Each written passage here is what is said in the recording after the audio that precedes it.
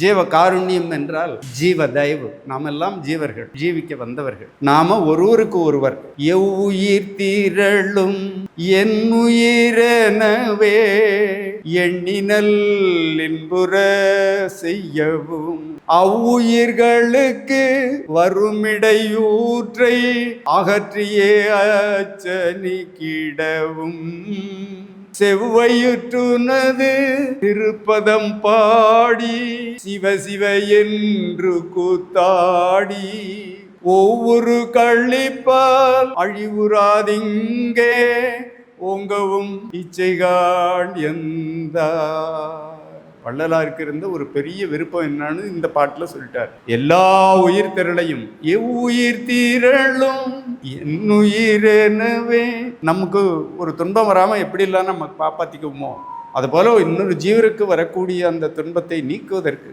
அவ்வுயிர்களுக்கு வருமிடையூற்றை அகற்றியே அச்சனிக்கிடவும், அந்த பயத்தை போய்க்கணும், அதுக்கு வந்த பயத்தை போய்க்கணும். செவ்வையிற்றுனது திருப்பதம் பாடி, இறைவனை பலகாலம் தோத்தரித்தலால் தான் இறையருளை பெற முடியும். இந்த உடம்பை பொன்னாக மாத்துறதுக்கு, ஒளி தேகமாக மாத்துறதுக்கு 7 ஃபார்முலா இருக்கு. அந்த 7 ஃபார்முலா ஒரு பாட்டு என்னன்னாக்கா, அந்த தோத்தரித்தல், இறைவனை நினைத்து உணர்ந்து நெகிழ்ந்து கூடியது ஒரு ஃபார்முலா. அந்த ஒரு ஃபார்முலாவை 7 ஃபார்முலாவையும் நம்ம விரிவாக பிறகு பார்ப்போம். அதில் செவ்வையிற்றுனது திருப்பதம் பாடி சிவ சிவ என்று கூத்தாடி, இறைவனுடைய ஆனந்தம் நமக்கு இறங்க உணர்ந்து போனாக்கா நமக்கு நம்முடைய தேகமே ஆனந்த நடனமிடும். அதனை சொல் சிவ சிவ என்று கூத்தாடி